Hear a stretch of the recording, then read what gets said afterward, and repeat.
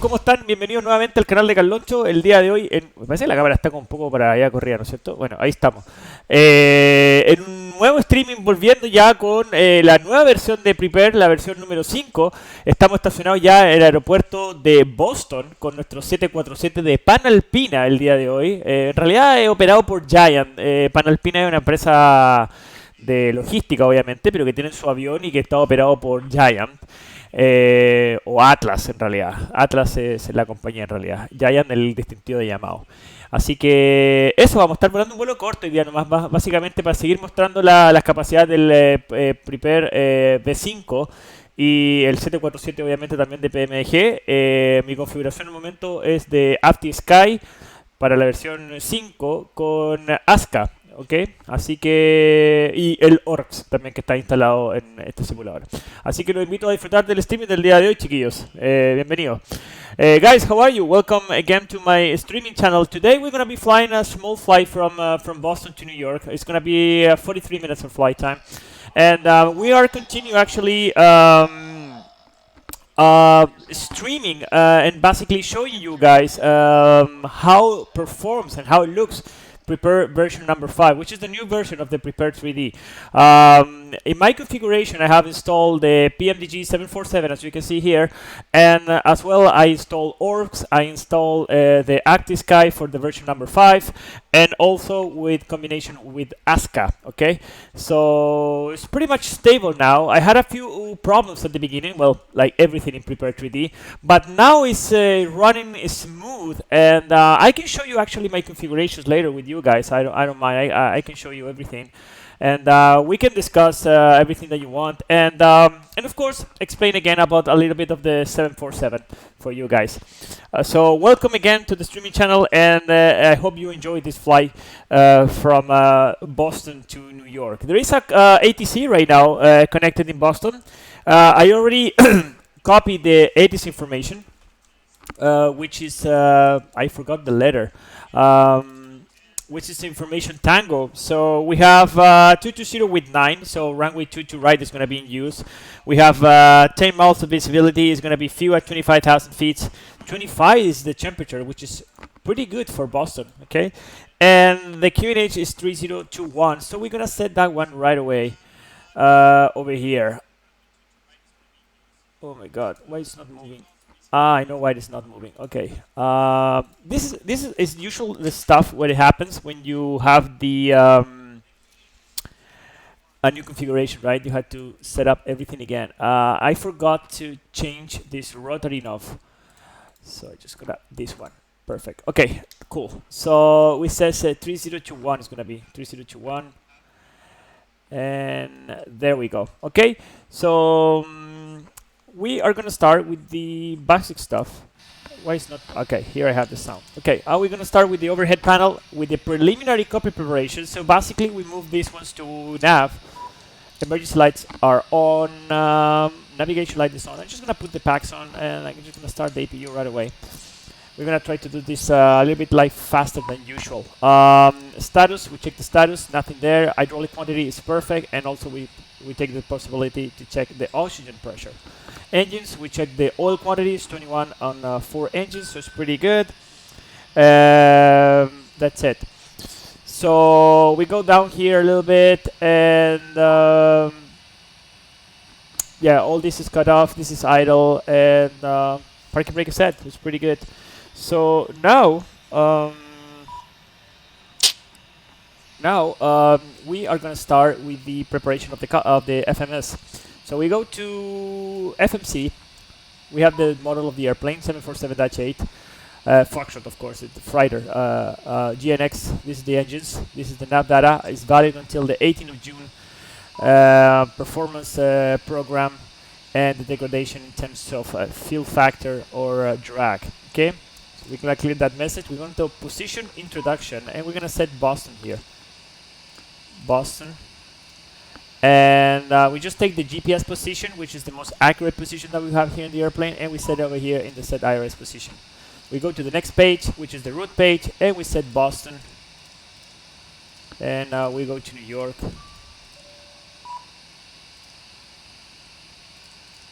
Okay, there we go. and we are gonna fly as Giant A075 today.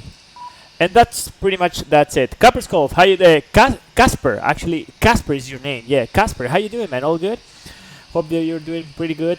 So now we're gonna go here to data link. We go here, pre-flight, and what we're going to do is set the departure time, which is 1630, and flight time is gonna be 43 minutes. The code of the airline, we can check it over here, is 5 Yankee. So I just extracted everything that I have in my flight plan and just put it over there. Now I have everything filled here. I'm just gonna press here data link connect. When data link is connect, I can go back here to route select, and I can just wait for the data link to be connected with the servers and actually extract the flight plan from the company. Pretty good. I have some good news. Tell me about it, man. Tell me about it. So we should have this route that we have here, which is SOX direct to Buzzard and direct to Sierra Echo Yankee, and then we're gonna continue to the Parch 3 arrival, runway 22 left in New York.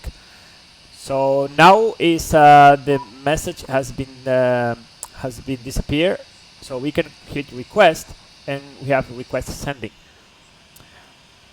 Okay, I will check that one later, man, because I cannot check it right now. Meanwhile, I'm here in the streaming. But what it is, I have gotten this beauty. What it is? Let me check. Okay, so the 747, amazing, man. It's a model. Okay, so we have the route 1 uplink ready. We clear that message. We load this information into the FMC. So we go here to the next page, and we have route 1 uplink loading. So I'm gonna clear that message, and we gonna receive the flight plan from the server, which is pretty good, right? So now we have our route, but we need to put the departure and the arrivals, okay? Because the airplane doesn't really know. So goes to departure, runway 22 right is gonna be for our departure. This one we're gonna clear that message, and we're gonna do the SOX 5 departure. So we take this one, we go to route, next page, and we have no discontinuities at all. 747-8, amazing, man. That is the airplane. So we hit amazing airplane, amazing, man. Congratulations. So we go to New York, we set arrival.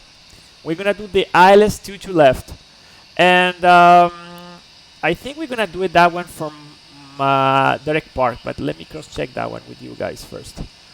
22 left. No, from Symbol, no, because Symbol is over there. From Norton, it's not gonna be possible as well. And from Direct Park, maybe from Direct Park. I'm just gonna put this one initially. I don't know. We will see. And the arrival is gonna be the Parch 3 arrival, and we're gonna transition from this VOR, which is Sierra Echo Yankee, which is Sandy Point. Okay, so we go here, and we have everything is set in our route, right? This one is in cyan, which means that it's not complete, is not activated. It's not activated in our flight plan. So I hit to go here to activate, and then to execute that route. So this thing is going to turn here into magenta, which basically means that it's active route 1 now. Okay. Now everything has been set into the FMC and also loaded. So now the airplane is actually calculating the route for me. I'm going to the progress page, and I check the track miles. Here we have 246 miles, so we check against the flight plan.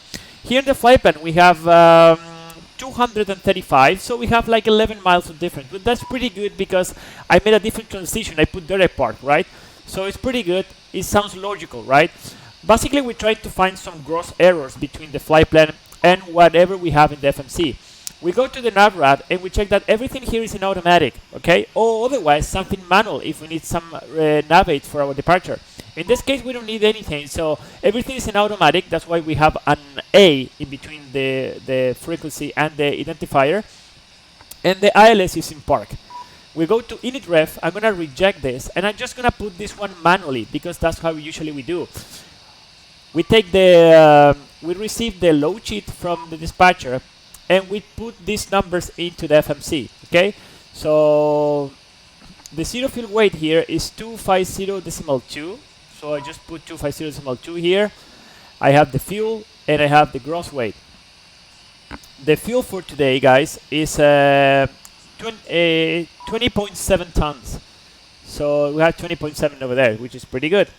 Thanks, my dude. I'm doing a really long flight, Copenhagen, Los Angeles. How? That's long. How long is it? It's like maybe like, let me guess. It should be something like maybe 8 hours to 9 hours. I don't know. Let me know how much it is. Reserve. In the reserve, basically, we do the summatory between the alternate, which is Boston. This case is 7.5 tons. And the final reserve, which is 4 tons, right? Which is 30 minutes for holding. That summatory, 7, 8, 9, 10, 11, 11.5. So we said 11.5. That is going to be our reserve. When I touch this fuel, it means that I'm touching the fuel that it takes me from New York back to Boston, which is my alternative, and also it takes in consideration the 30 minutes to hold in Boston, which is my alternative today, and basically when I need to declare the emergency. Cruise level is going to be 340. I don't think we're going to go to 340, to be honest with you guys. Maybe we're going to be a little bit later. I'm not really sure how much is the situation here between Boston and New York, but most definitely we're going to climb to flight level 280, 250, something like that. I don't really know. Cox index is going to be 40. And step size is just going to go 0 because I don't plan to climb more than flight level 340. I'm going to go to thrust limit page and I will check the temperature here. Here I have 26 degrees and here I have 26 degrees, which is perfect, okay? Then I go to takeoff and that's it. Now I finished literally with my FMC programming. What I need to do now, I'm just going to go here to Lex page. I'm going to go here to root data and I'm going to load that wind because I need to know basically the correct numbers, okay? Now the wind is here, so this prompt execute is illuminated. So I execute this, and now active route 1 data is already loaded. To cross-check the winds, I can go here, and I check the winds. You see the winds is there. Actually, it's the same wind. I don't know. I'm just gonna request it again. Sometimes it's a glitch between ActiveSky and the simulator. I don't know what the hell happened. But it takes in consideration the same wind for all the waypoints. But you can request it again and probably it will come something different. Like 10 hours. Yeah, I was thinking something like that, like 10 hours. Okay, now I'm gonna execute. And now I have the wind prompt here, okay? So I go here and I can check the winds. You see how it's different? Sometimes you have to ask for the winds twice. This is in the simulator. In real life, it's just in the first time, okay? And also we have the sun wind forecast. To go to the sun forecast, you have two options. You can go here to FMC comms and you go here to the sun forecast so you can load that wind. Or you can go here to the VINA page. This is the first page of 3. You go to the next page, so you have 3 of 3, and you go to forecast and you can load that wind as well. You have two possible options to load the sun forecast. So we load the wind. And now we're going to have winds also for the descent, okay? So everything is loaded in the FMC. Okay, now that we have the zero fuel weight, we have the fuel, and we have the winds, we can actually see how our predictions, okay? So let's say, for example, right now is 16, yeah. So as you can see here, it's going to give me a flight time of 40 minutes, okay? And here in the flight plan, how much I have? I have 43 minutes. So it's accurate? Of course it's accurate. It's giving me almost the same time. And the fuel that we are going to be arriving over there in New York, with the fuel that we have already inserted, with the weights that we have already inserted, and the winds that we have already inserted, is telling me that I'm going to arrive there with 14.2 tons of fuel. But my minimum fuel to start my diversion, in this case, go back to Boston, is 11.5. So I'm arriving with a little bit of fuel in spare, which is the thing that I actually need, right? So now I have everything done with my FMC. Now I can start to set up my overhead panel. So I have the IRS. This is good. I'm gonna just check, cross-check, change the power from the external power to the APU. I'm just checking that everything is in the position that I need it for the start. So this is off, which is perfect. This is all in. This is not in use, of course. APU, fire switches inside, engine start switches are all inside. This is the jettison system, of course, it has to be off. Fuel transfer, we're not gonna use these ones. Engine anti-ice all in auto, wind anti-ice, wipers are off, window heat is on, all these lights are off. This is in auto, this is not in use, this is normal, this is on. These ones are in auto, otherwise if you put it here, it's gonna be in manual. I don't wanna have one of these outflow valves in manual, when I have everything automatic. This is at 12 o'clock position, which means 24 degrees. This one's 70 degrees at 12 o'clock. Packs are already connected. Navigation light is on. All the time has to be on. We go here. We set the flight directors to on. I'm just going to put the altitude and the heading in a second. I'm going to go with the left and right VOR. I'm going to hit this button like this. And we have traffic off here. I'm just going to go here. I'm going to check the oxygen pressure. So that yellow cross blinks. Hola Nico, ¿cómo estáis? ¿Todo bien, amigo? Espero que todo bien por allá, por tu casa. Cuídense. We pass through here to the electronic flight bag and we go initiate flight. So we can start to draw the information from the FMC into the electronic flight bag to get your departure report, your destination, your weights, your temperature, even your altimeter, okay? So now we go here, we check all these positions at 12 o'clock. We check the 5 things here, toga, flight director, no VSP, TIGA's off, heading 225. We check here with the magnetic compass. We have left and right on Boston, the DME is perfect, aeronav 1, actual navigation is 0.06, GPS, and we have the 3 IRS connected. We check basically the same thing that we check here. We check it here, the speed, the altitude, and the altimeter. This is in auto, this is left, this is normal, this is off, all the switches are on off, landing gear is down, auto brakes, we set this one in RTO, in here we check status again, for any pending that we have here, nothing is there. We go to engines and we check that if we have any exceedance, otherwise we're gonna have a highlight in red. And we go to checklist and we just reset all the checklist. Okay, so we start in the initial part of the checklist. This one is down, idle, flaps up, fuel control switches cut off, stabilizer trim is in normal, parking brake is set. We're gonna set the ground frequency. And just gonna put this one for the meantime. This one is just to communicate with the ground engineer. This one is in data, is the center radio. I'm just gonna put the seatbelts on. I'm gonna go with weather plus surveillance and the left system. Data link is already connected, rudder is 0, no calls here. I'm just gonna set 121.5, which is the emergency frequency in the second radio. This is the audio for the first officer. I'm just gonna put 2000 here, standby, left system, and above, and pointer. Okay, now that we have more or less ready with everything, I'm just gonna call for the ground so we can actually ask for the clearance, right? Nico, he aprendido un poco de Tiji. What is that supposed to mean? Tiji, yo he aprendido un poco de ti. Maybe it's that if you are trying to say he aprendido un poco de ti, means that I have learned something about you. But la T, the I don't know what you really want to say with that one. Yo con un leve 15 y con reposo, pero bien al fin y al cabo. ¿Qué te pasó? ¿Te caíste? ¿Andás andando en caballo?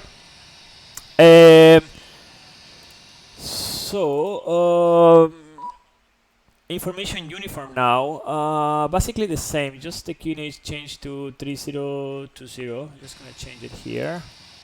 And what else? Yeah, it's basically the same. Okay, I'm just gonna call Boston ground, so I'm just gonna call ground so I can get the clearance. I don't know where the hell I'm parked. Let me check. No, New York, no, it has to be Boston.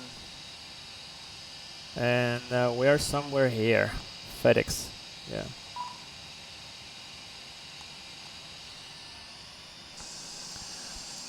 Ground, good day, Giant A075. Ah, no, I forgot to do something. There we go. Ground, good day, Giant A075 Heavy. Giant 8075 Heavy, Boston ground, good day. Good day, sir. It's a 747-8. We are in park in the south cargo apron, gate number 11. Request clearance to New York flight level 3 for city information uniform. Giant 8075 Heavy, Cleared to the John F. Kennedy International Airport via the SOX 5 departure. SOX then has filed. Climb via SID. Expect flight level 220. 10 minutes after departure. Departure frequency 134.7. Squawk 1301. Roger, Giant 8075. We are clear to New York via the SOX 5 departure. SOX then as file, climb via the SID, climb and maintain flight level 220. Then expect 220 10 minutes after departure. Frequency is 134.7, squawk 1301. Giant 8075. Feedback correct. Advise ready for pushback. Ready for pushback, Giant 8075.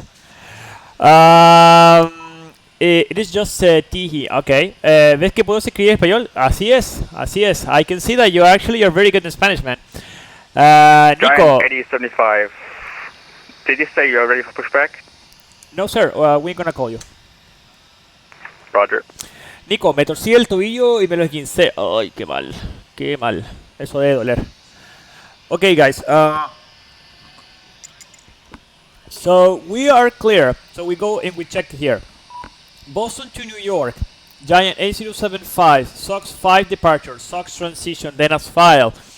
We are climbing to 220, 10 minutes after departure. Frequency after takeoff is going to be 134.7, so we select that one over here. And the squawk is going to be 1301, which is already selected. Definitely I'm not cheating. I think you're cheating, man. Google is an amazing tool for everything. Okay, guys, so we go here to the performance and we're gonna calculate the numbers for us today. So we're gonna be departing from Boston runway 22 right, no intersection, condition is dry, wind, I'm just gonna put wind 0 because it's always to be more conservative. Rating, I'm gonna go with takeoff 2, so I'm gonna try to make a reduction of 20% of my power, plus an assumed temperature method, which is this ATM means, assumed temperature method, which is basically reduce the power even more, okay? Why reduce the power? Why we don't use all the takeoff power every time? Because it reduces your maintenance, it reduces it actually increase the lifespan of your engines, and also is more fuel efficient, and also is better for noise abatement and also for the environment. Okay, so flight configuration, we're gonna go with optimum, of course, because we want to have the best of what we can get from this departure. Air conditioning is gonna be on, engine anti-ice, of course, with 25 degrees. Engine anti-ice definitely is gonna be off. And the CG, we take it from here, which is 22.6. So we just put 22.6. This is just for the trim, right? For the takeoff. And we calculate. Who Google? Yeah, you Google. I know that you Google, Casper. Shakur Aviation, if a flight simmer flying the 747-A PMDG will ease the type rating, consider the flows only. Ground, good afternoon, Lufthansa 9914 on Bravo. If a flight simmer flying the 747-8 will ease the type rating, consider the flows only. Zulu. I don't know what you mean, man. I really know what you mean. to the terminal Echo via Bravo and Zulu Lufthansa 9914. So takeoff 2 is not going to be possible. We're going to go with takeoff 1. We're going to calculate again. Now we have numbers with takeoff 1. So we're going to go here to thrust limit, and we have takeoff 1. So we select takeoff 1 here. Selected temperature is going to be 47. So here we select 47. We go to the takeoff page and we have flaps 20. CG is going to be 22.6, so it's basically we approximate to the upper high, so it's 23. B1 130, BR 130, and V2 145. Shakur Aviation, if you mean like if you know how to operate the PMDG 747, and if you know the flows and everything is gonna make your life more easy in the real life, 100% agree with you, 100%. Okay, so we have all the numbers. Now we go to thrust limit page. We have takeoff 1, climb 1. Takeoff with the takeoff 1 with this reduction is going to be 93.4%, and here we have 93.1, which is okay. We go to the next page and we take the second page of the takeoff page. Engine out acceleration is going to be 1,500. If we lose one engine, we're going to climb at that out. We're going to start to accelerate at 1,500 feet. So we set it here. We're going to make the reduction at 1,500 feet, and actually we're going to do that at 1,000 feet. and we're gonna start to accelerate at 3,000 feet. Okay, that's gonna give us more margin for obstacles. Index, I'm gonna go to approach, flap 30, 142, 30, 142 is perfect. Okay, so now we have everything done. So we are gonna start with our briefing, guys. Briefing. We are parked in stand 11 here in the South Cargo Terminal in Boston. We're gonna be pushing back on Kilo facing to the west.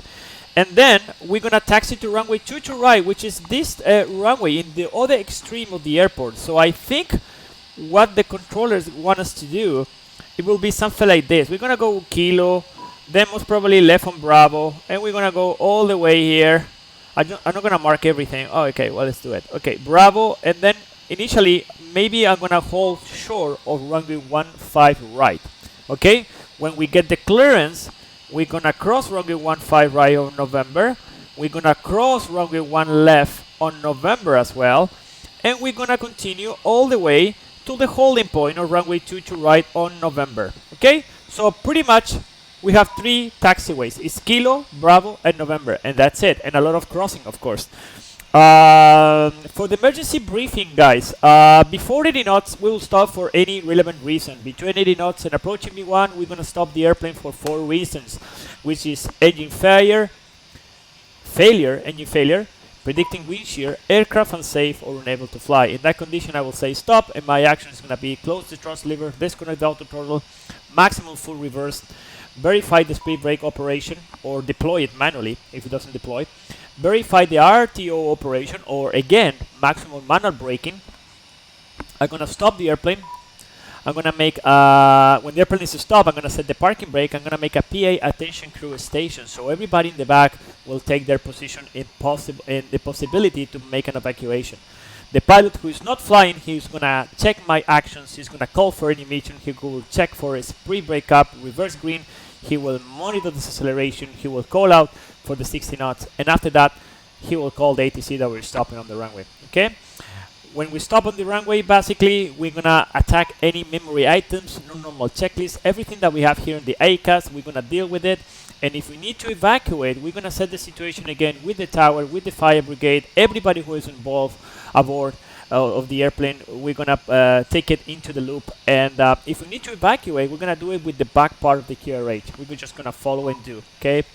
So we don't follow any step. If the decision is to continue after B1, we're gonna continue with the takeoff. We're gonna do anything except cancel any outer warnings, positive rate, gear up. At 400 feet, we're gonna assess the situation with the engines, and we're gonna perform memory items if we have. If not, we continue up to 1,500 feet. We follow the SID, which is basically over the water. We just go there. At 1,500 feet, we start to accelerate the airplane. When the airplane is clean, we're gonna set flight level change. We're gonna verify maximum continuous thrust, and we're gonna VNAV engine out here in the VNAV page, and we're gonna continue with the non-normal checklist. When the non-normal checklist are completed, we're gonna cross-check the ICAS, and after that, we're gonna do the after takeoff checklist. We are below the maximum landing weight, so we can land here in Boston runway 22 left, which is the longer one. We know without any need to do an overweight landing or fuel jettison. For the normal SID, we expect the SOX 5 departure, which is a air-and-up departure. This one is the 10-3 hotel effective from the 29th of November 2019. Minimum safe that we have here around is pretty low. We have 2,500 feet in this sector. Everything is based on the Boston BOR, and in the sector actually that we are departing is just 2,000 feet. Okay. So let's check our routing, guys. Let's check first here. Boston departure 133.0. Airport elevation is 20 feet. And we have 20 feet here as well. Transition altitude is 18,000 feet. We check that one. 18,000 feet is perfect. For this departure, we need DME, IRU, or GPS required. In this case, we have GPS, and all the IRS are working as well. Radar required for this is not the case. RNAV 1 for turbojets only. Okay, we have RNAV P1. Departure heading aeronav tracks vectors are predicted on avoiding noise-sensitive areas. Okay, so basically this departure is going to move us away from all the populated areas, so we don't screw Meanwhile, any baby or any girl is sleeping or something like that. Crew awareness and compliance is important in minimizing noise impacts on the surrounding communities. Okay, somebody's. So okay, we have some speed restrictions here. At below 250 knots until Bebro. I don't know how to say that one. Okay, 250 we have over there, and runway 15 right, 22 left, and 22 right do not exceed 210 until 520 feet. We have that one. We have that one over there. So let's check our routing, guys. We're gonna depart from runway 22 right. We says it's climbing heading 215, which is there, to intercept the course 139 to position TJ, which is there. Then do not exceed 210 until 520 feet, which is right over there. Then on the spike route to SOX. Okay, so let's see that one. We go to TJ first. From runway 22 is there. Then on TTJ we're gonna continue to position Burro, which is here. Maximum 250, and is 7.3 miles. So 7.3 is perfect. 250. Then we're gonna turn right, heading 130 for 6 miles to position Buki, and Buki 176 10 miles to position Jester, and then 213 for almost 19 miles to position SOX. Okay. Then flight plan route. Terrain is not a factor. Weather consideration is not a factor.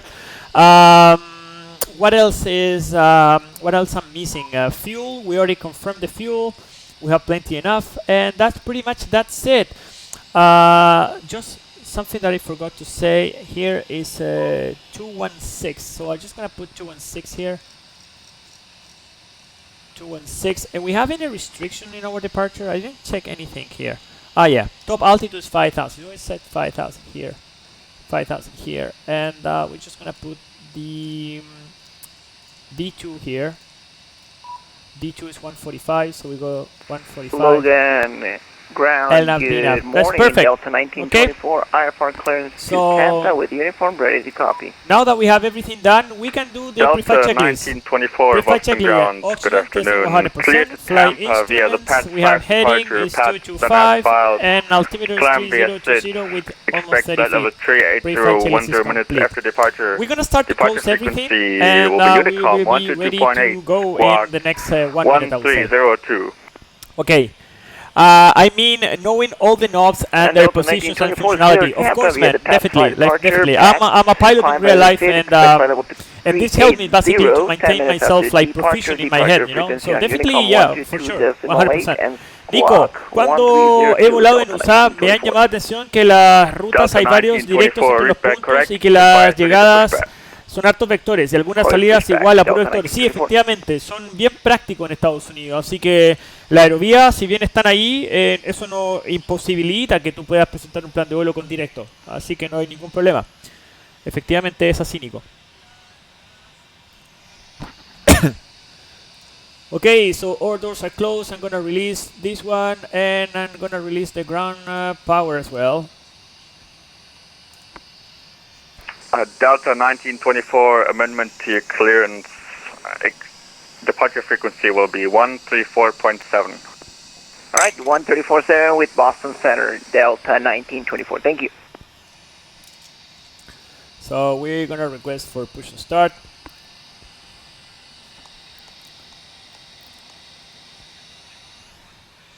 Ground, Giant 8075 in the south cargo terminal, stand number 11, request push and start. Giant 8075 heavy, pushback on Kilo approved, advise ready to taxi. Pushback on Kilo, we call you for taxi, Giant 8075. Okay, so we're gonna start to pressurize, so we set this one to auxiliary, and this one to auxiliary as well. And this one's to auto. We go with the fuel pumps to on. Beacon to on.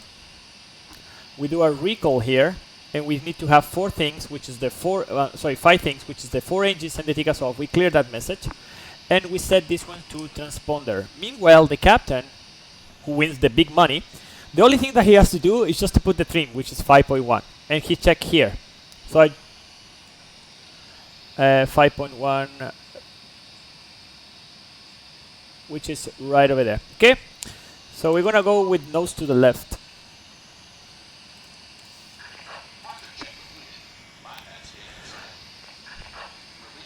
Okay, release the parking brake. Parking brake release. We started to move at 1637. 7 minutes of we are late. Okay, we're gonna go with the checklist again, guys. Before the checklist, MCP, we have V2 145, LNAV VNAV heading 216, altitude 5000.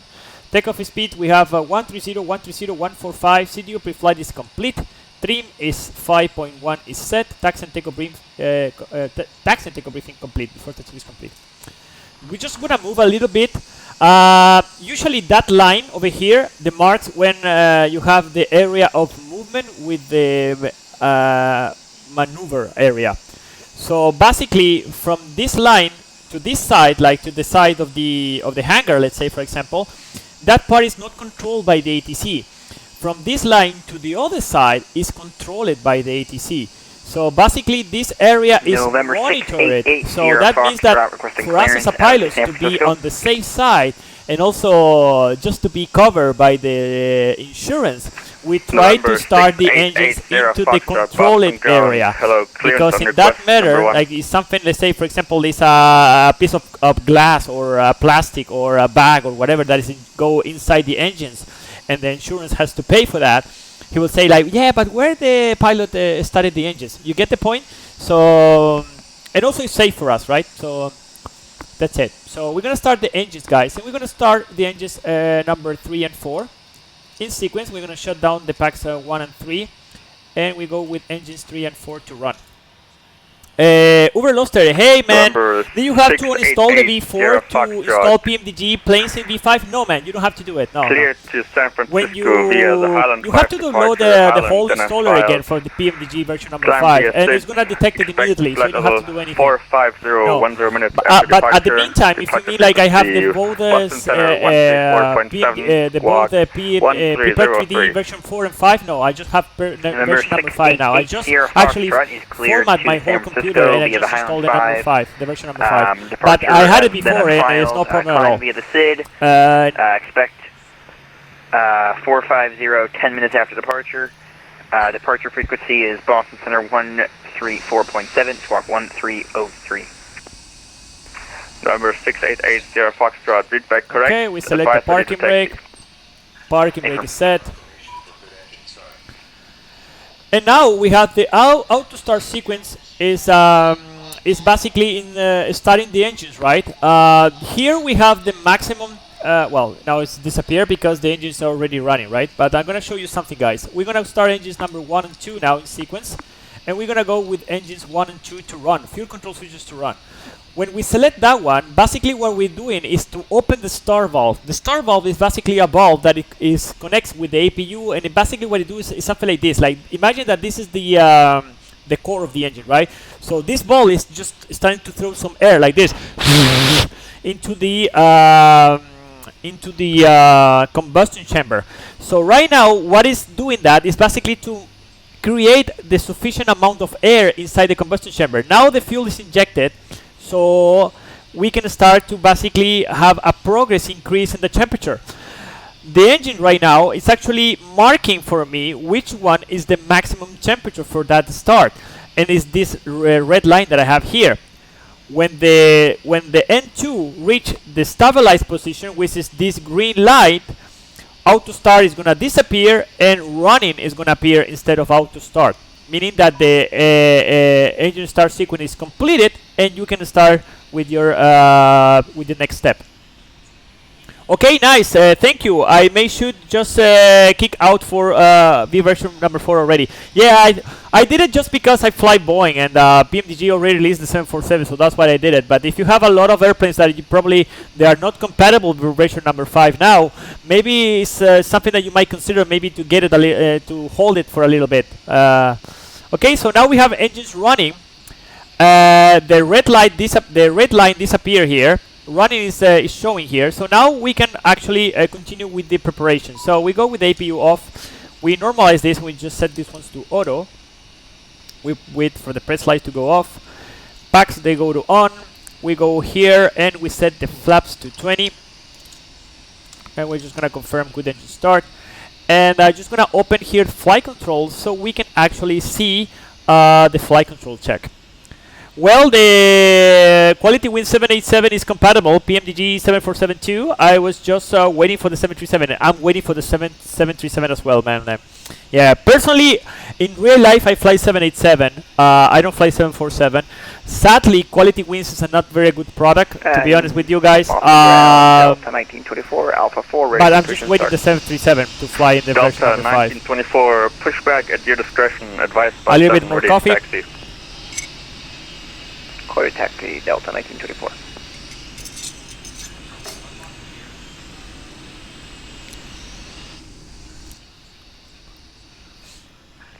And Uber Lobster, thank you very much for the following, man. So we have now flaps 20, and we are just waiting for the ground ground engineer to disconnect, and also the tug is disconnected. So now we can start with the fuel controls check. We go with full up, full down, neutral, full left, full right, neutral. And here for the rudder, we need to really check that everybody is away from the airplane. Okay. Okay, we go with the rudder, we go with full left, full right, and neutral. Okay. So everything is clear. We say bye to our friend. He did an amazing job. We just go here, we do a recall, tick us off, which is perfect, and we can do the before start checklist. Engine anti-ice is off. Recall is checked. Flight controls are checked. Run equipment is almost clear, so we're just gonna tick that one. Before start checklist complete, and it's clear on the right and clear on the left. We're just gonna wait for him to move, and we're gonna start for. We're gonna ask for the clearance to taxi. Uber, isn't it? I always like it. I fell in love with the 787 because of LATAM operating in from Frankfurt to Madrid. Well, I was flying for LATAM before, and I was doing that flight. Yeah, I did it many times, man. Yeah, I flew for LATAM like for almost 8 years, and now I'm Qatar Airways. But yeah, I flew 787 for almost 6 years. LATAM, amazing company, amazing company. Okay, so now the tag is away. We're gonna ask for the taxi clearance. November 605, Sierra Foxtrot is at Signature Flight or General Aviation requesting push and start or push. We're gonna Number go airport. 688, Sierra Foxtrot, pushback at your discretion, advised ready to taxi. Affirm. Ground Giant A075 ready for taxi.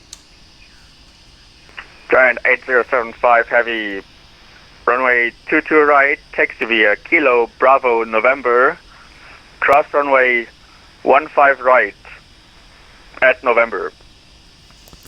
Okay, we taxi to runway 22 right. We take November left on Bravo, November, and we cross runway 15 right on November, Giant A075.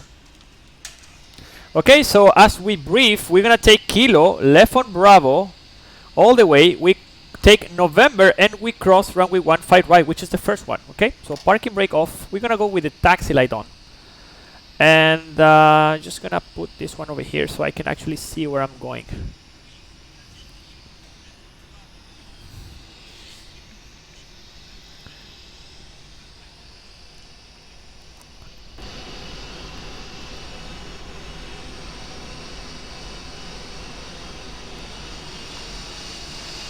Now we have the beautiful city of Boston and this amazing airport from, this one is from Flight Tampa, guys. I totally recommend it for version number 5. It runs amazing, it looks amazing, definitely worth it. Like if you are thinking about to buy a new airport in the United States, go and see this one because it's just amazing. Que chora la pintura. Sí, el Panalpina alito, weón, a toda raja esta weá. Panalpina on 6 continents.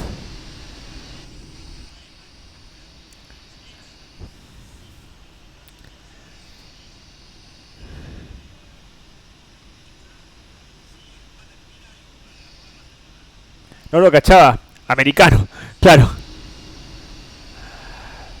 Okay, so we are gonna take on the second one, which is Bravo. If we continue straight straight away and we take the third one to the left, we're screwed, guys. Our career as pilot is over, because that means that we enter in the active runway, which is something that we don't like and we don't want to do.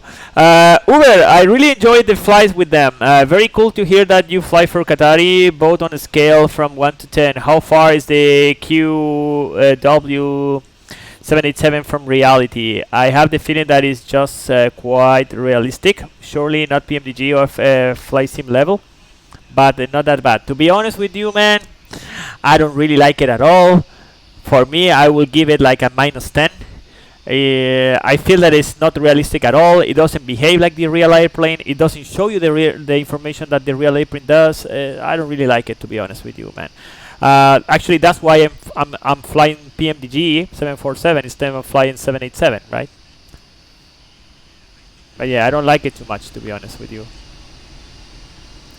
Okay, so we continue on Bravo straight line, and we had to turn a little bit to the left over there to take November to the right, and we cross runway 15 right. Yeah, it moves a little bit slow, this airplane. It's a heavy cow.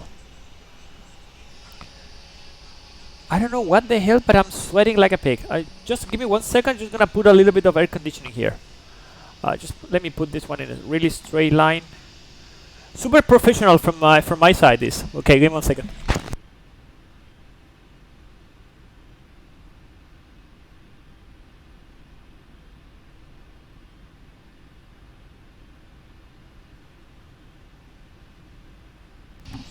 Okay, sorry about that. Maybe it was because I was drinking coffee, so my my body temperature increased a little bit. Okay, so actually we can assess also the information and our taxi instructions from here, from the movie map, okay, or AMM, airport movie map. So basically we continue on Bravo, and eventually a little bit over there. Over here, we're gonna take right in November. We're gonna cross runway 15 right, which is pretty much easy taxi, to be honest with you guys. Haha, damn, that's hard to hear. I will just pretend that I will.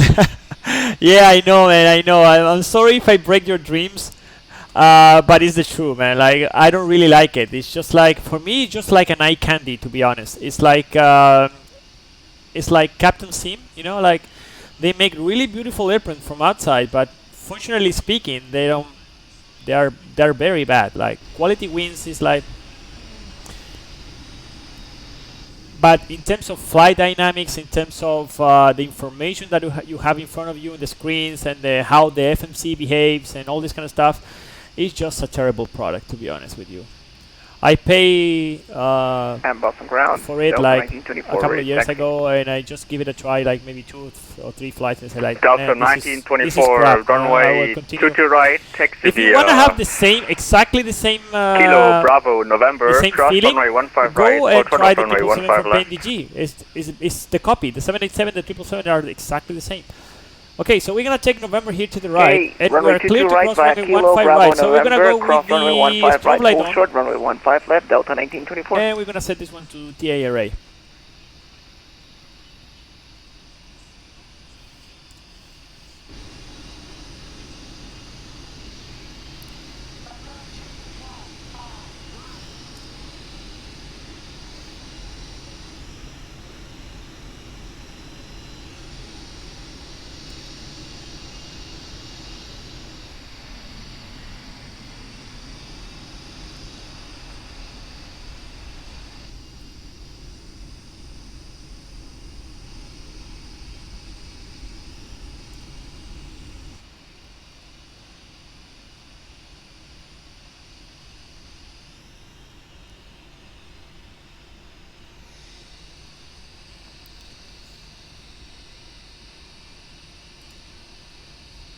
Okay, we cross to the side, so strobe light goes to off, and we set this one to transponder again.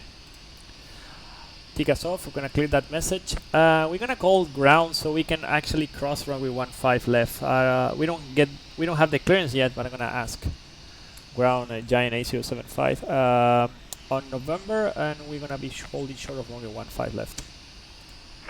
Giant 8075 Heavy, cross runway 15 left, contact Boston Center 134.7, good day. Okay, we cross runway 15 left, and on the other side we contact Boston 134.7 Giant 8075. Thank you, sir. Okay. 8 Sierra Foxtrot. Okay, so we cross 15 left. Holding We're gonna go short with the of strobe light on Bravo. again. I'm just gonna put this Taxi one to in Portugal. TRA again. November 80 And we Foxtrot, check for runway any 22 right, traffic around. take There's via nothing Bravo, here November, at the left. cross runway 15 right, Nothing short of here on runway the right. 15 left. Taxi 22 right via Bravo November, cross 15 left, hold short 15. No, cross 15 right, hold short 15 left. You have the advantage of flying the real 787 a couple of times. Well, to be honest, I also didn't touch the quality win 787 for a long time now. Only been on the 737 lately. Oh, okay. Yeah, well, the 787 is an amazing airplane. Like in real life, I mean, like it's just amazing. It's an incredible airplane. It's super quiet. It's tremendously powerful airplane as well. It's overrated, like in terms of power. It's just like it's a fantastic airplane, to be honest with you guys. And yeah, it's sad that we don't have like something like at the level of PMDG for the 787 in the simulator. It's sad because today in real life the 787 is one of the most famous airplanes right now, right? With the 320 maybe. So it's sad to not have like an amazing airplane, right? So we're gonna go with the weather now. So we have weather plus turbulence and plus 4 alpha, which means stills of 4 degrees up with automatic mode. And we're gonna do the takeoff review. So we have Toga Toga, LNAV VNAV, altitude 5,000 feet, departure for runway 22 right with flaps 20, initial heading is 216 complete, before takeoff checklist complete, checklist complete. We're gonna call Boston and we are ready for departure. Boston, hello, Giant A075 Heavy, on November, holding short runway 22 right, ready for departure. Giant 8075 Heavy, Boston Center, hello, on departure, correction, wind 190 at 10, runway 22 right, clear for takeoff. 22 right, clear for takeoff, Giant A075. Uber is definitely my favorite silver airplane, definitely, for me too, it's just amazing, man. Okay, so we're just gonna increase the rate, the range, I'm sorry, not the rate. Just gonna go with the lights on, just press everything, and strobe light is still on. And we do a little bit of overshoot here.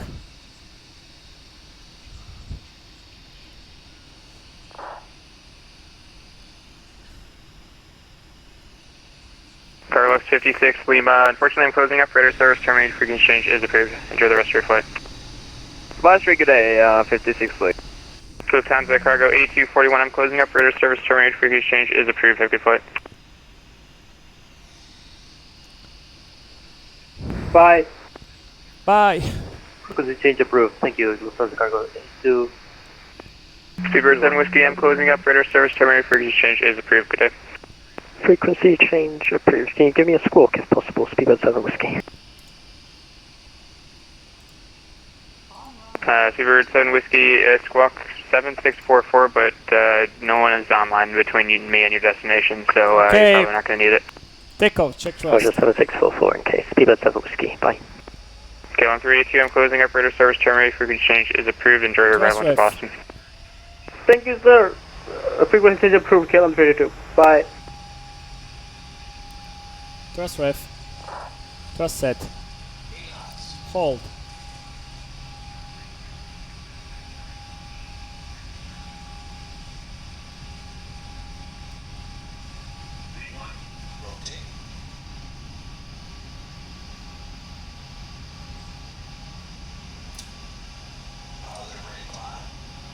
Gear up. LNAV. Autopiloting command.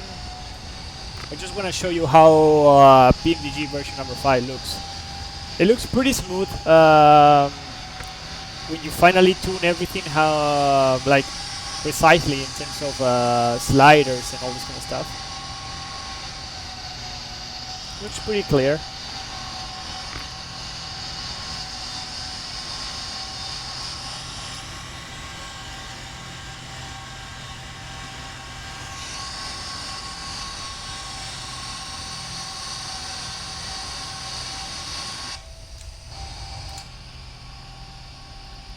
Okay, so we are on climb power right now, and we're gonna start to accelerate at 3,000 feet. Okay, I'm just gonna go with the heading to follow, and there is no ATC, I think. So eventually, we're just gonna make a direct flight to somewhere. We'll see.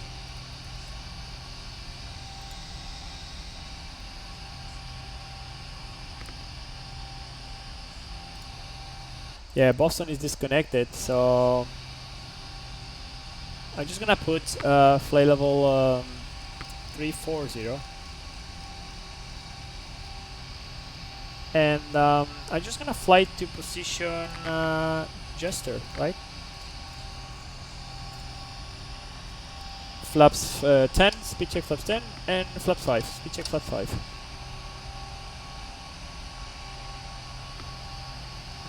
And we're gonna go with flaps 1, speed check flaps 1.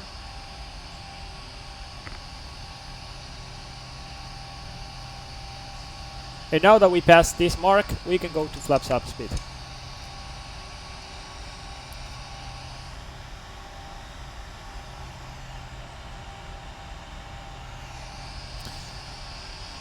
So now we're waiting for the flaps to be on up position but green, and that is when we do the after takeoff checklist.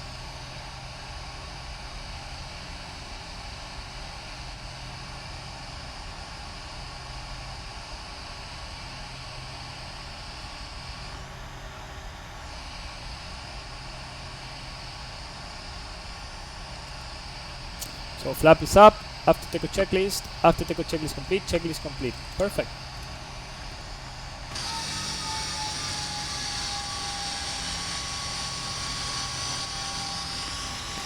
This is another glitch from version number 5. It's just like it takes some time actually to load the texture for you. I don't know why the hell why that happened, but it's how it works.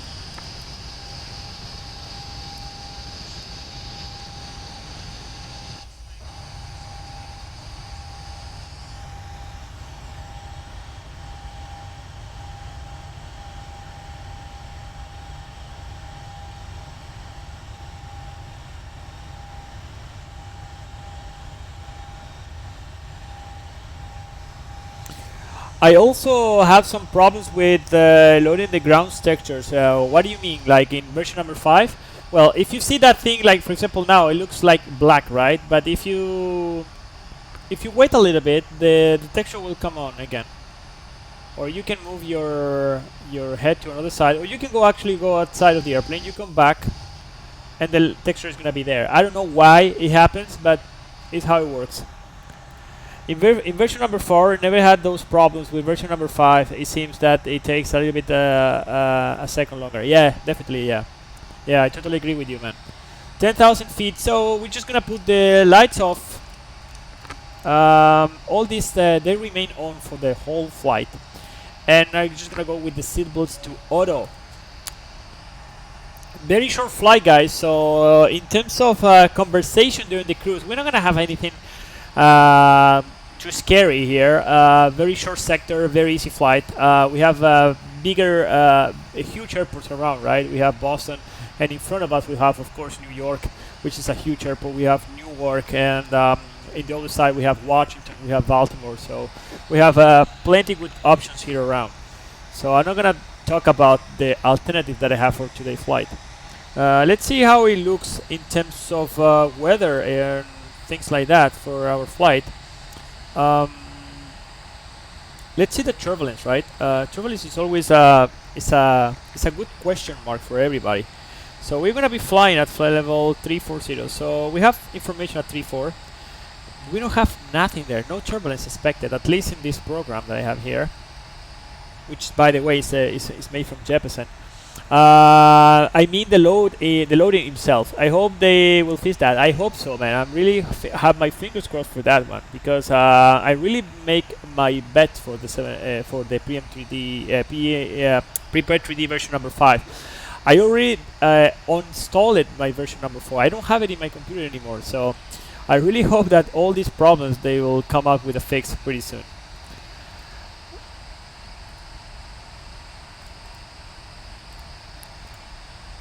So no turbulence at all. And basically the route that we're going to do today, I'm just going to show you guys. I'm just going to put it over here.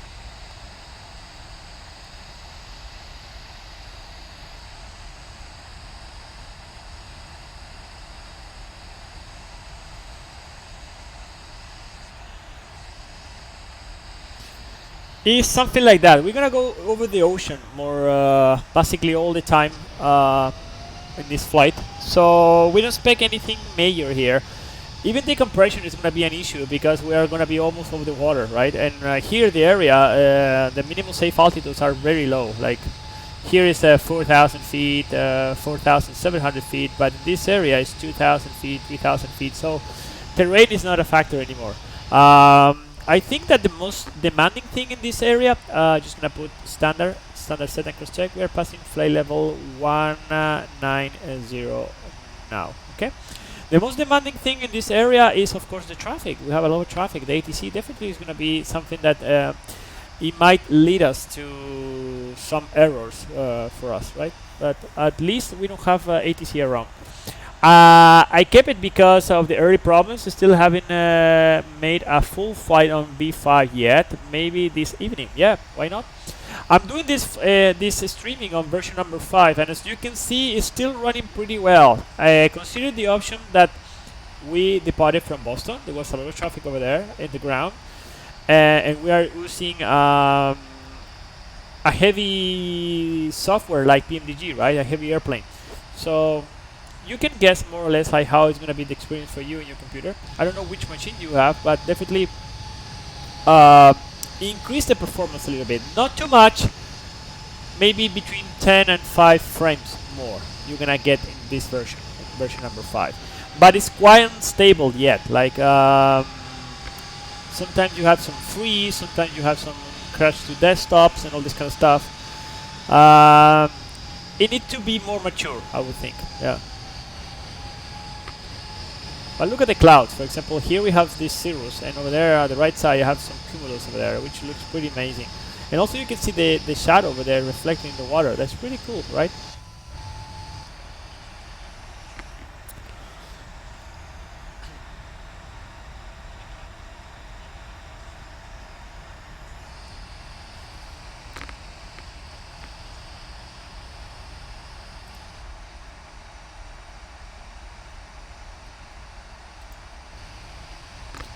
Next frequency is going to be 12855, which is New York.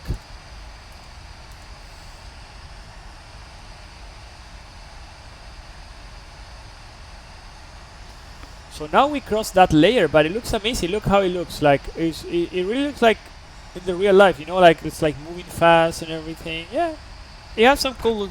Yeah, 12 heavy training 070. Unable to direct merit, coming to 17,000. 270 and 17,000 United 12.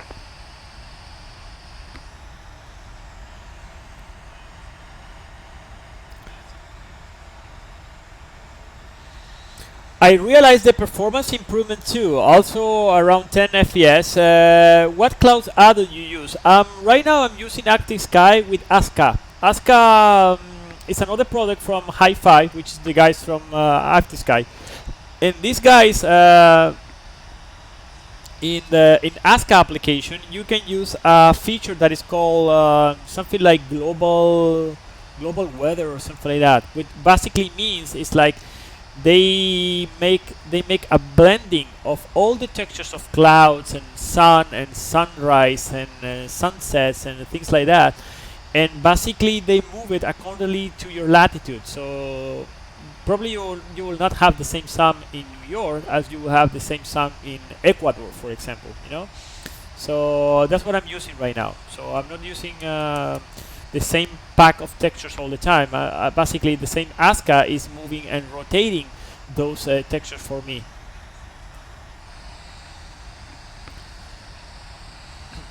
Okay, so let's check the weather in New York. Yeah, what's it heavy? Unfortunately, Boston Center's logged offline. Ver services are terminated. New frequency change advisory is approved. Have a great flight. Yes, sir. Thank you very much, sir. This is Final, sir. that is not working. Yeah. And we're just gonna check the weather here. We have 200 with 7. So 200 with 7, and we have 10 miles of visibility. Is few at 800 feet, and we have few at 2,700 feet, and we have another layer at flight level 180, and another one of broken at flight level 250. Okay, that's a lot of play. How they can actually see that? Okay, 22 degrees in New York. The dew point is 17. It's quite humid, and the QNH is 3025. Let me see the 80s. This one is expired. Let me refresh that one. Oh yes, I use Rex South Clouds until now, but somehow they quietly just end that product. At least it's gone from Steam Market and the website, so it might get asked too. Yeah, I did that. I was doing actually. I was using Rex Skyforce with Soft Clouds, I think it was. And yeah, I had to move. I'm gonna go with vertical speed 1,500 feet, 2,000 feet before level off. I'm just gonna shut down that fuel pump because it's already starving. So I'm gonna go with these conditions. Definitely, I'm gonna go with runway 22 left. So that's why we're going to program in our FMC. I'm just gonna go 1,000 feet. The first thing that we need to do is to check our landing weight. Right, we have 12.4 tons of fuel during the arrival, and the zero fuel weight here is 250.2. So that means it's 6. We have 262.6 of landing weight.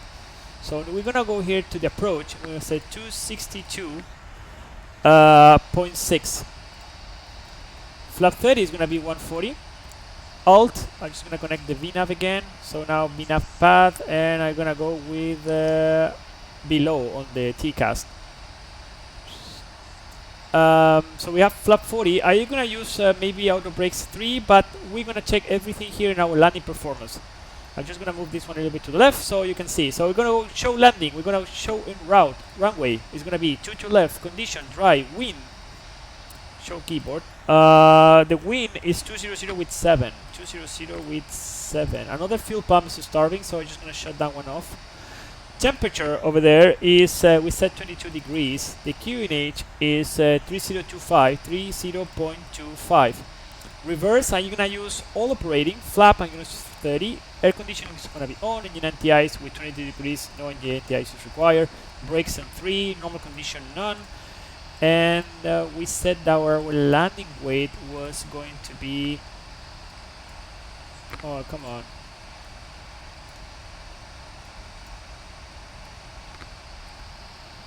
Our landing weight was going to be 262,600.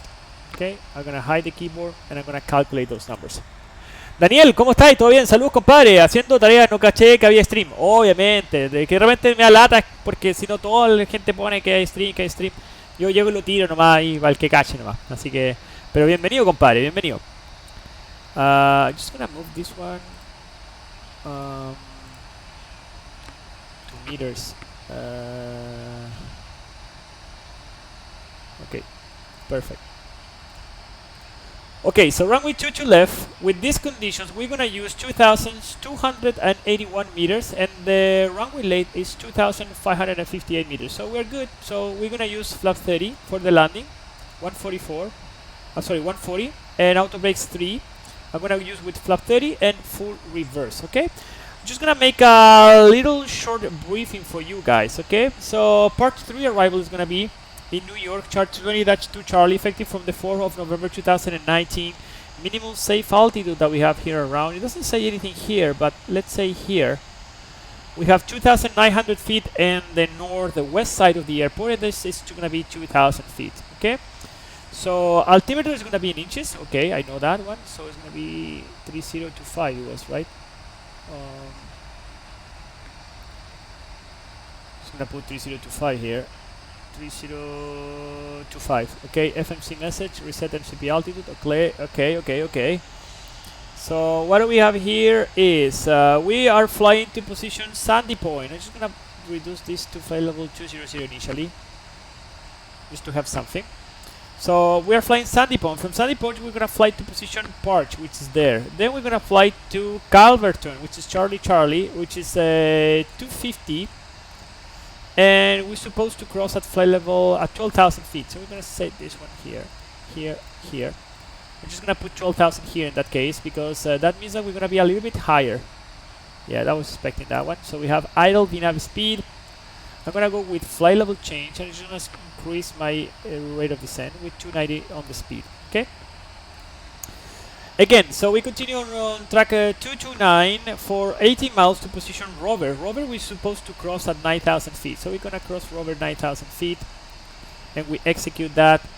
And then what we're going to do is we go to Crail. From Crail we go to position Capit, and from Capit we're supposed to receive vectors for the ILS runway 2 left. In that case, I'm just gonna put I'm just gonna raise this one. I'm gonna raise Derek Parr, perfect, and then Rosley. Okay, so eventually we're gonna receive vectors to Rosley. I'm just gonna increase my rate of descent right now. I'm just gonna put 320 initially, just to maintain cover and the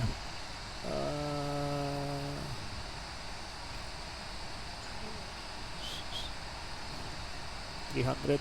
Just gonna shut down this one as well, and I'm gonna go with 310 now.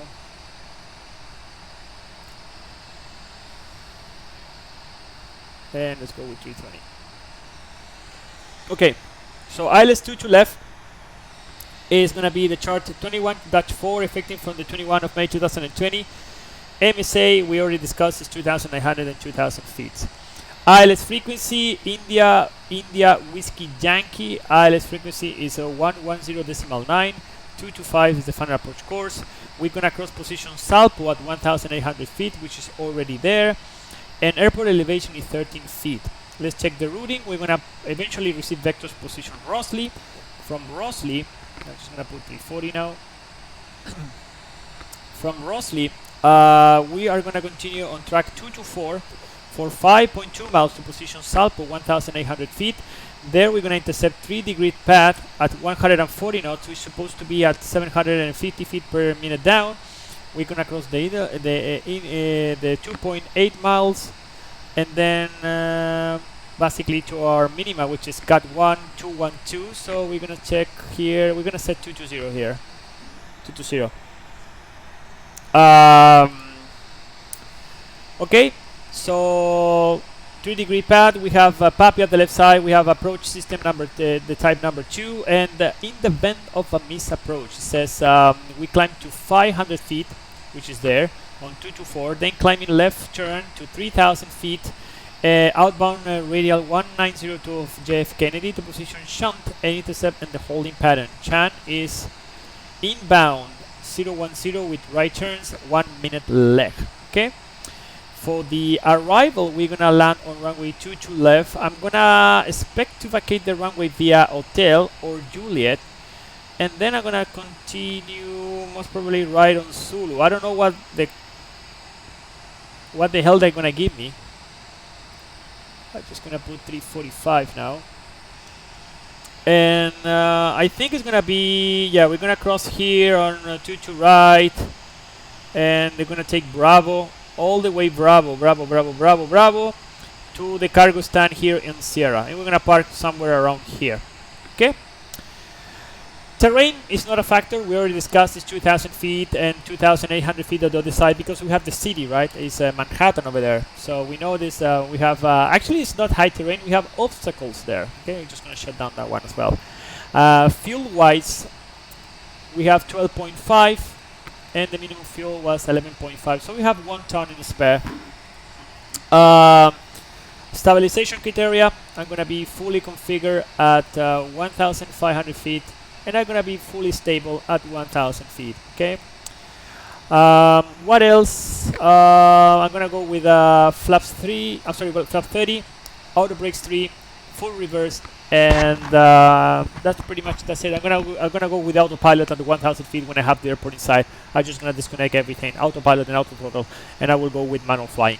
So that's pretty much the briefing for today. I'm just gonna pass 18,000 feet. We're gonna go with the QNH 3025, passing 8,300 feet now, and we're gonna go with the descent checklist. Descent checklist, recall, let's do that recall. Is nothing there, is check, notes are check, auto brake is 3, landing data BREF minimums, BREF 30, 140, battle 220, approach briefing is complete, descent checklist complete. We go with the approach checklist, altimeters 3025, set and course check, approach checklist is completed. Shakur Aviation, sorry, I didn't get it. Are you using Navigraph? No, I'm not using Navigraph. This is an application from Jeppesen, actually. Yeah, I use it from my company. It's like, yeah, they give it to me for free.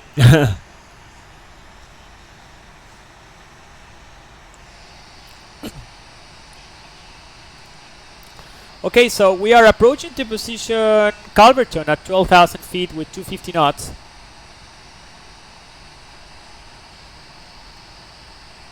So I'm just gonna start to extend the speed brake because I need to maintain 250 knots up to the flight 10.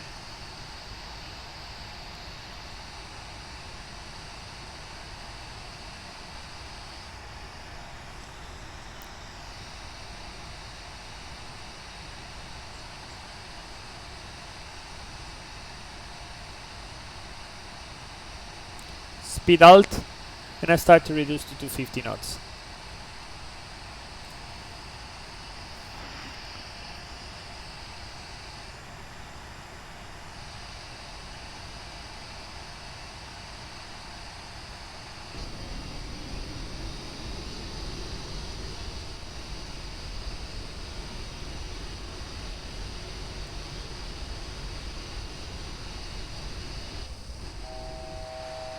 $1,000 to go.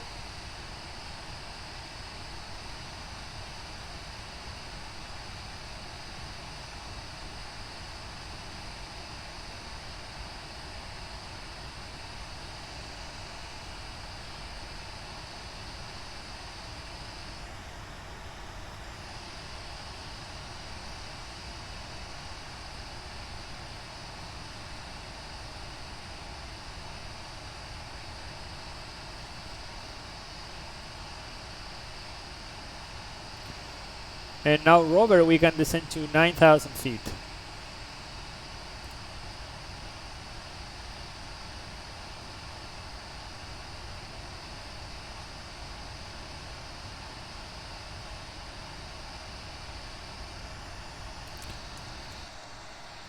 Do I have ATC or I don't have ATC?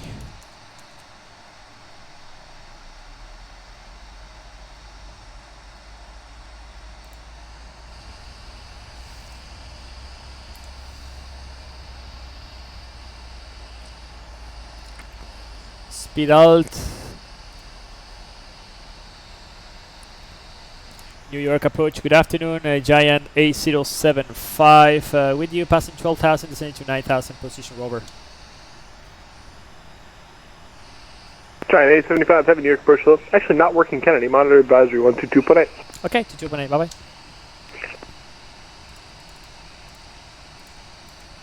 Okay, he's not controlling New York, so anyway.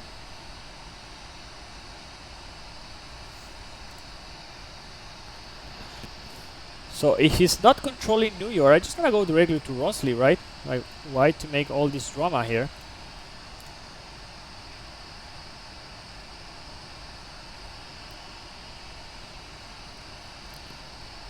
So now we're flying to position Rosley.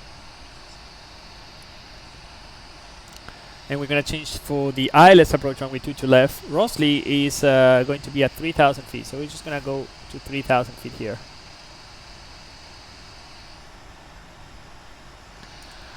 I will set the lights on, and I'm gonna go with the seat belt on as well.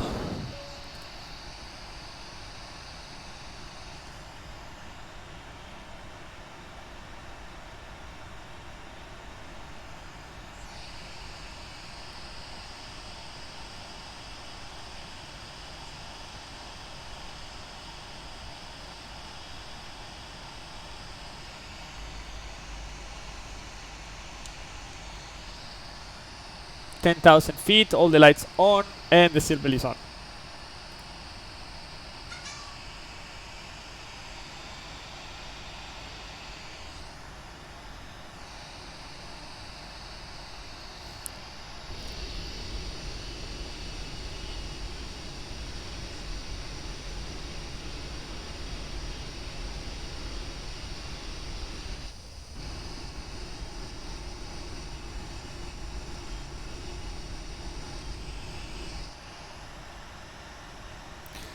Honestly, I'm speechless. This is what I love to watch. Like, what do you mean, like, man? Like, which part?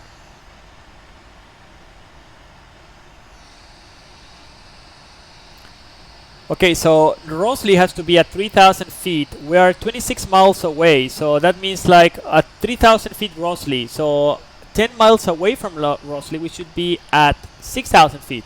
And 20 miles of Rosley, we should be at 9,000 feet away. So right now, actually, we are getting a little bit low. So what I'm going to do, I'm just going to go with this vertical speed. I'm just going to put the vertical speed at minus 500, and I'm going to adjust that rate of descent. Speed, VNAV speed.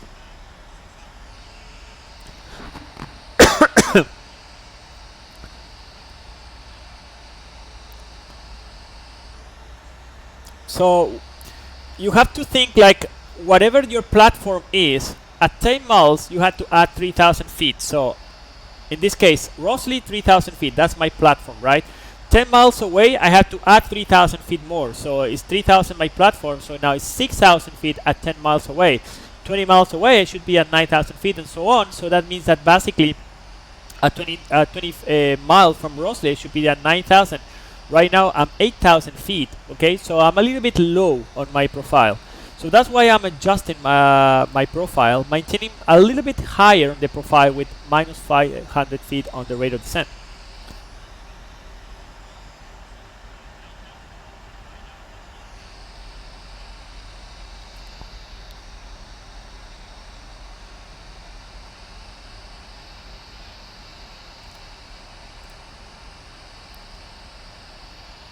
So now we're going to start again with thrust for elevation speed. At 50 miles, I should be around 7,500 feet. We are 17 miles away, so that's pretty much accurate because I need to also reduce my speed to flap up speed in order to put some flaps. So that's is basically what I'm trying to do. I'm trying to aim to maintain a constant descent all the way to the final approach fix, and not increasing my power. That's more or less the game that you have to try to aim.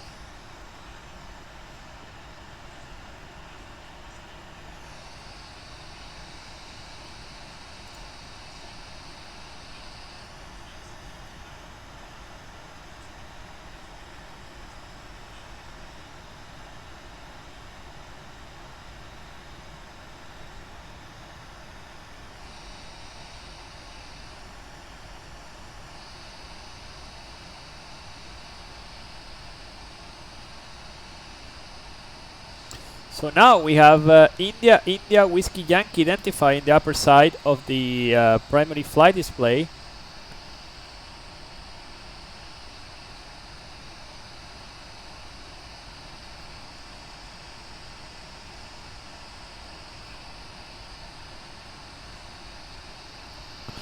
And the glide slope is alive, as you can see here. Localizer is well alive. I'm a little bit low the glide slope signal, which is pretty okay.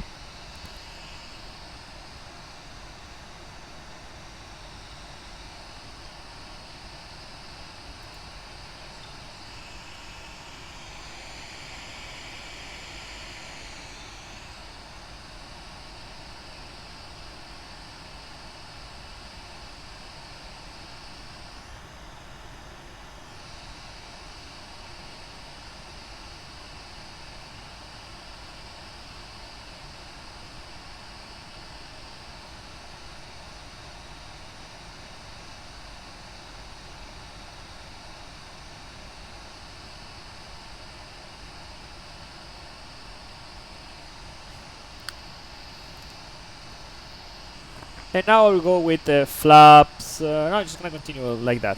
It's okay.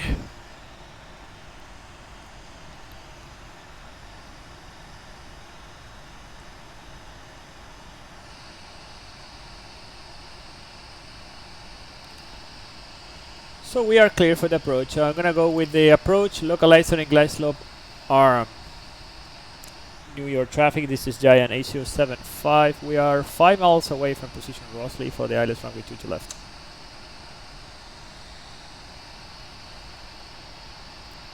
I will start to reduce my speed to flap up speed.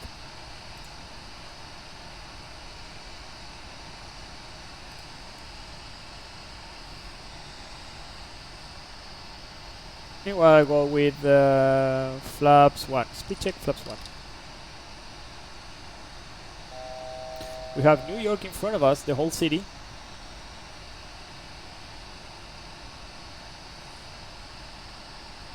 Now we'll go with flap 5. Speed check, flap 5.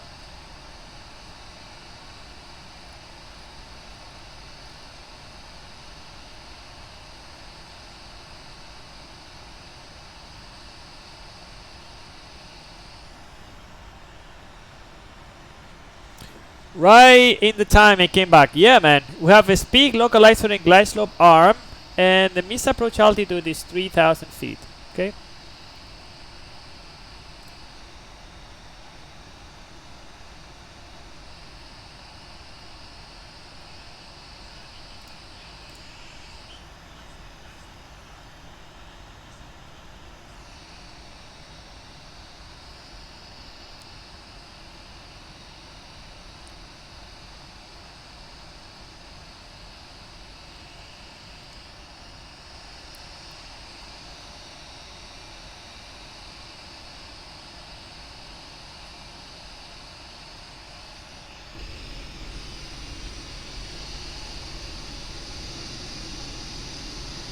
We have New York at the right side. We have La Guardia here at the right side as well. Well, Timur alive. We go with landing gear down and flaps 20. Flaps 20 speed. We arm the speed brake and we open the checklist so we don't forget.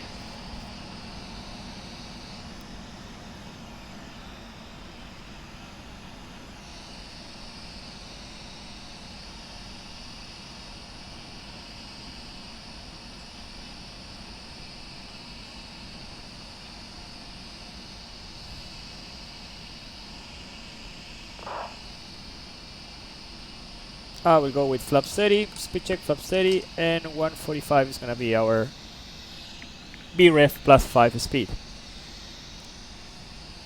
We have runway in sight.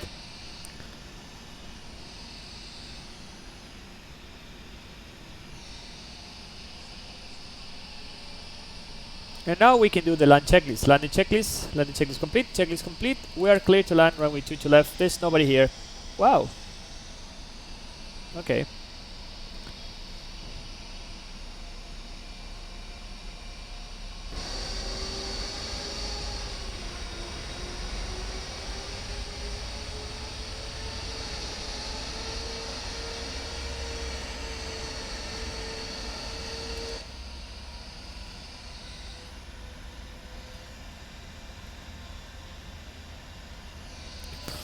Okay, I'm going manual. Autopilot off. Flight directors, I'm sorry. Auto throttle off as well.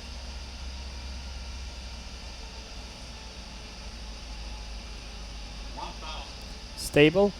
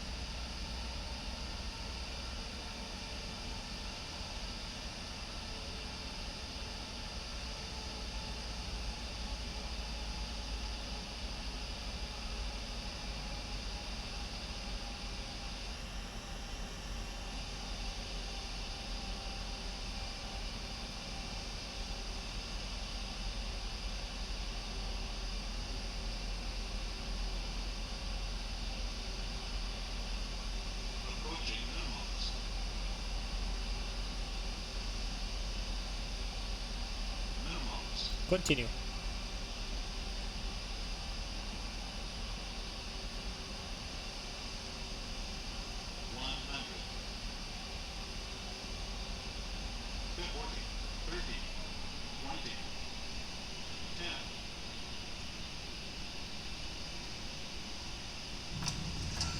Speed brake up.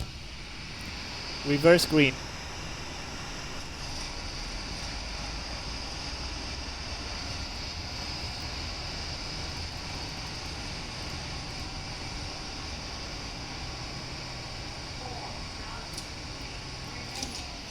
manual braking,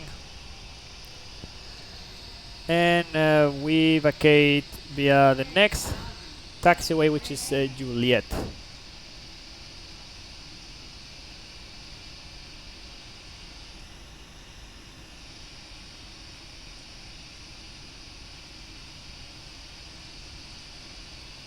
Okay, speed brake is up.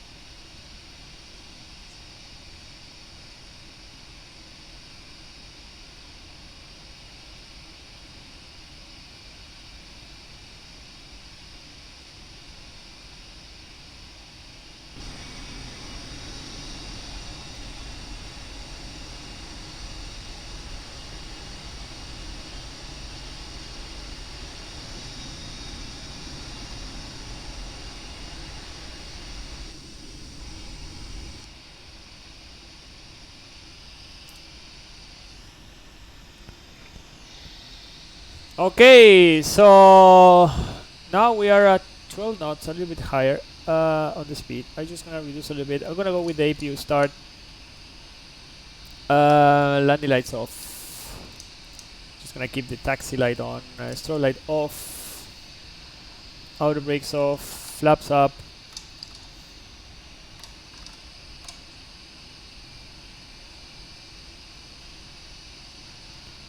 And I'm just gonna go with the transponder and the transponder.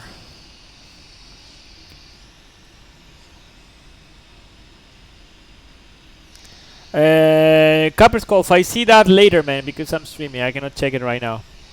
Minus 190. I don't know what you mean of that.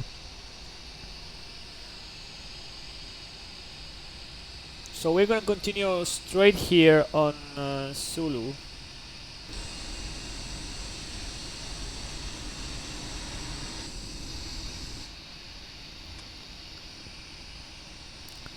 I'm gonna take the weather out.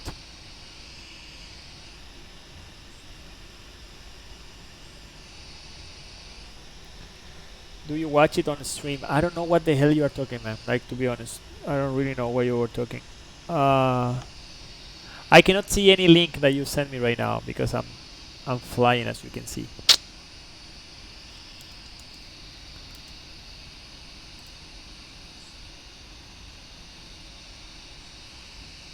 Take us off. I'm gonna clear that message.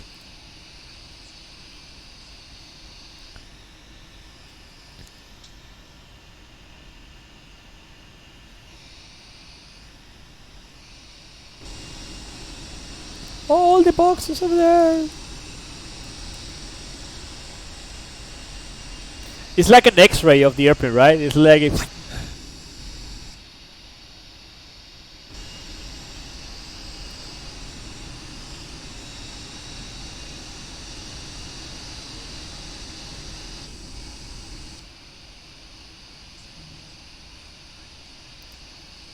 okay, so there is no traffic here. Nobody wants to cross the runway 22 right, so we're just gonna cross to the other side.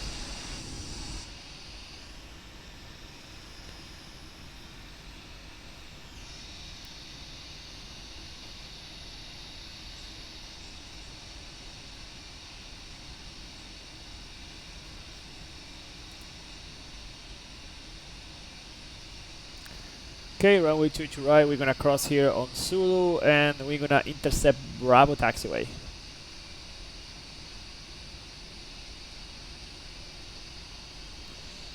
So we're gonna go again with the strobe light on and Tika stay array. But will you watch when you have turned the aircraft off and everything? Most probably. I don't know.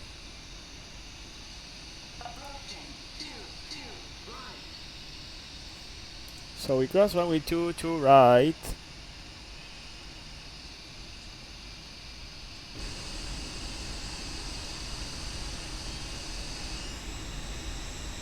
You don't have to. Tell me what it is first, man. Tell me what it is. Okay, so we're gonna turn right here on Bravo taxiway. and we're going to continue all the way to the other side of the airport.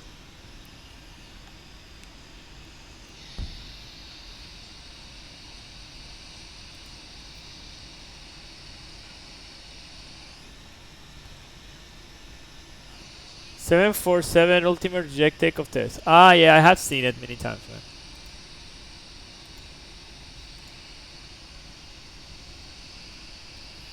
When they did the certification of the airplane, I think it was that video in Moses Lake in US.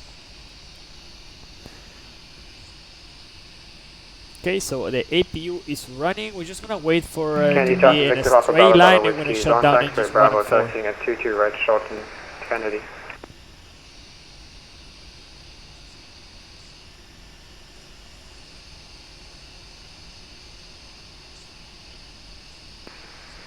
Kennedy traffic, American 1520, taxiing Bravo, Kilo, Yankee 22 right, Yankee Alpha, correction.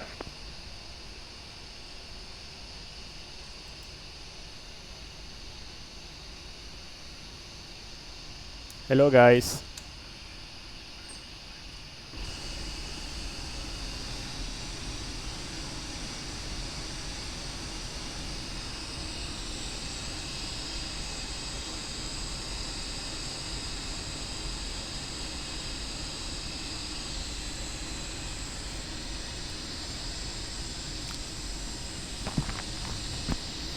American 737, this is Giant 747. Are you in this frequency?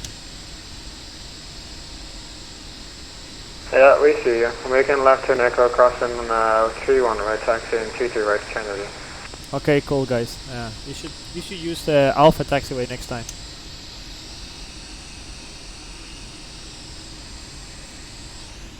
Okay.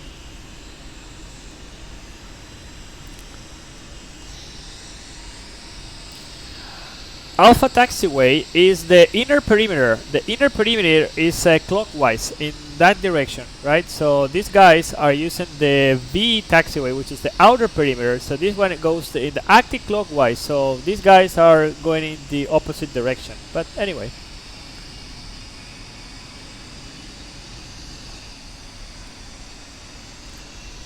Okay.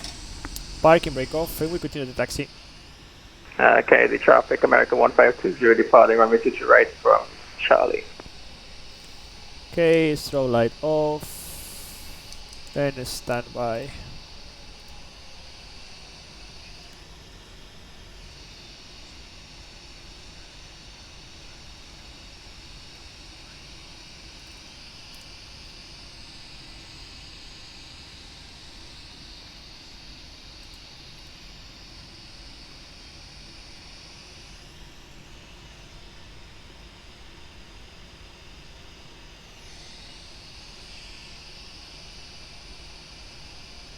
I'm gonna increase the power a little bit because otherwise this taxi in is gonna be until tomorrow.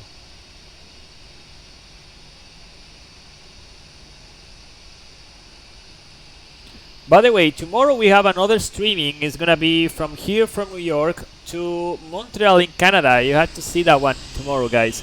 16 UTC tomorrow, another streaming 747 with the P3D version number 5. Which is working pretty well now, I must say. The colors, I don't like the colors, to be honest. Maybe there's something over there like shaders or something like that where I can tune the colors, because it looks like a little bit like brightish to me.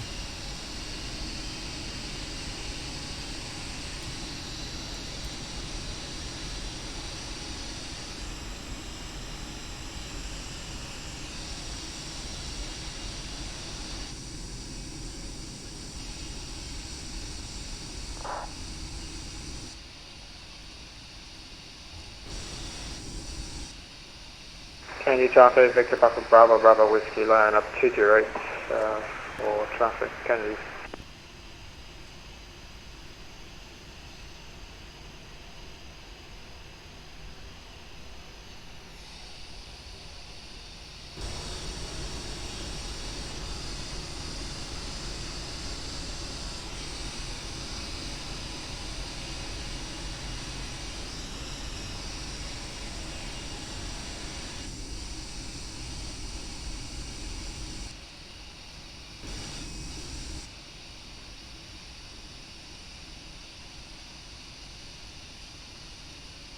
Okay, we're gonna move here to the left. Clear to the left and clear to the right.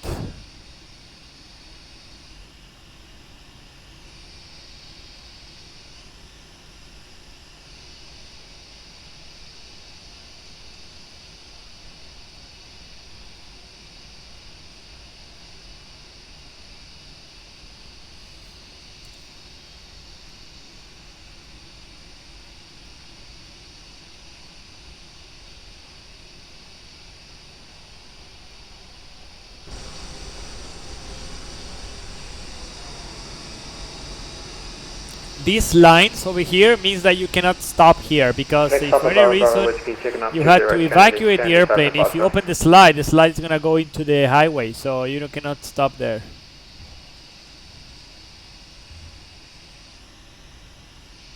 Nice scenery. Yeah, it's the Dresnik design. Yeah, from New York, and also the city is modeled as well. I don't know if you can. Well, wait. I'm just gonna go in a straight line here. Okay, perfect. But right over there you have Manhattan with every single detail over there, which is pretty cool.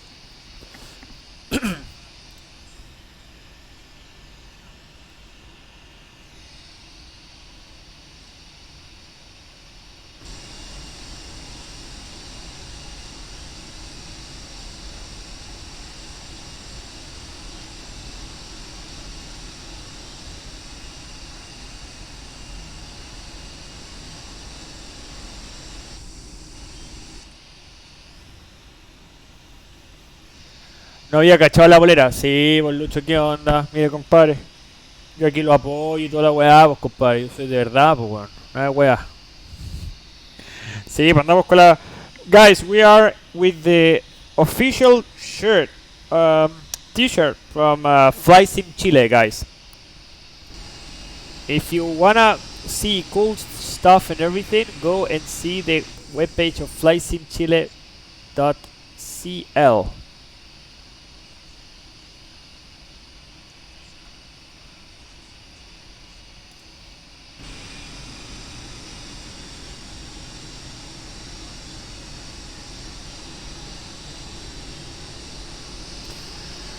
Now we need to know which stand we're gonna use.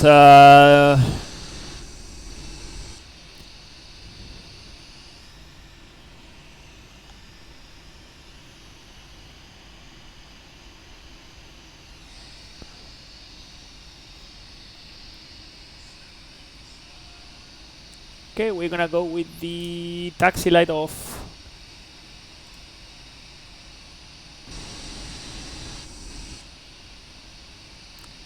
We're gonna park somewhere here, 188. Let me see if we have something here. This one should be the North Cargo, Northwest, West parking, Northwest parking. Let's see 88, eh?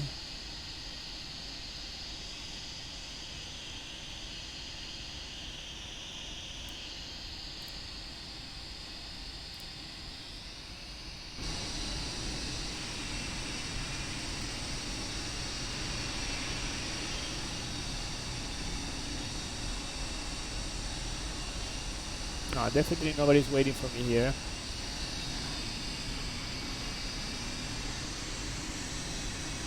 That one was bigger.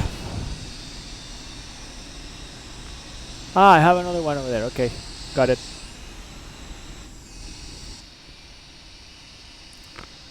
$191, something like that. Okay, rework.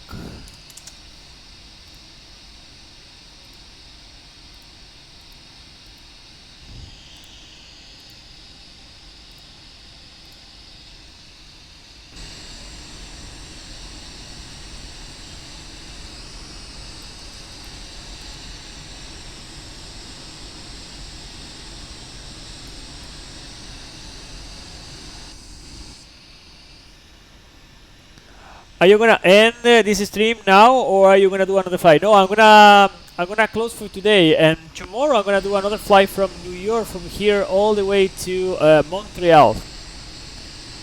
Yeah, we're gonna call it a night tonight.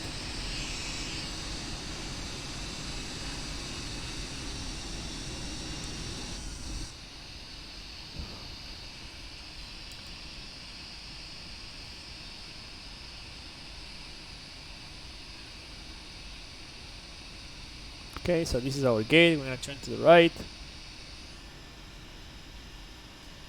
Yeah, sorry about that, man. You look very happy today. Yes. Maybe it's because I shaved, right? Like, it gave me like another semblant, right? Like another face. More childish, maybe.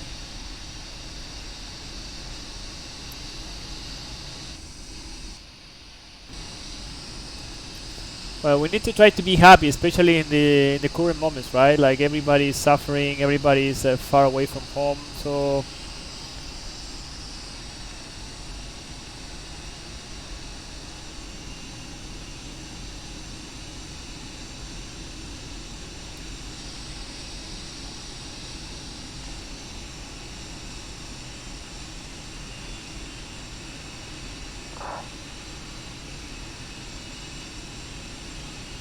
Yeah, I think that should be okay. Okay, so parking brake is set. We're gonna transfer the power into the APU generators. So APU generator 1 and 2 is connected, then we go with the fuel control switches to cut off. Seatbelts to off. We go with the overhead panel. We set this hydraulics to off. Fuel pumps off. Beacon, we just wait for less than 5%. I shaved too. You shaved too as well, man? Where? Here or? I'm just kidding, man. Okay, so less than 5%. So we go with the beacon off. Flight directors to off. Traffic goes to off as well. And TCAS, we just set this one to 2000. Standby. We can set this one in above as well. And we can do the shutdown checklist. So we have parking brake is set, shutdown is complete. We're just gonna set this one. We're gonna request from some ground power, and we're gonna open some doors. This one, this one, this one, and this one. And we're gonna request for deboarding.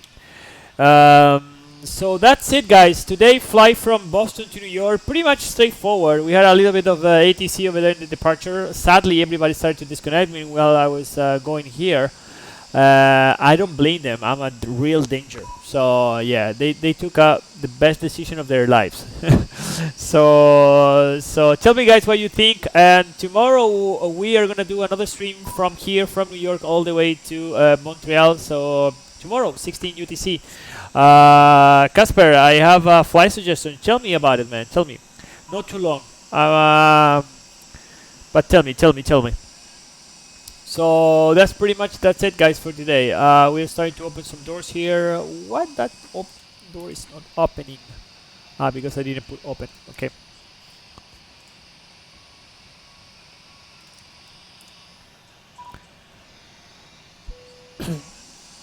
So now the door is open. So now all these pilots, they can go to rest. New York to LA. Yeah, but that is a long one, man. It's like 5 hours. It's too long, maybe. I will think about it. Let me write it down. I have a New York to LA. Yeah, maybe I will consider it in the future, but it's maybe too long for streaming, man. Because I don't want to be sitting in front of my computer doing nothing for 5 hours, if you know what I mean. So that's it, guys. Thank you very much for the support again. Thank you for the new followers, Uber, Lobster, and Sergeant Davilax75. Thank you very much for the following.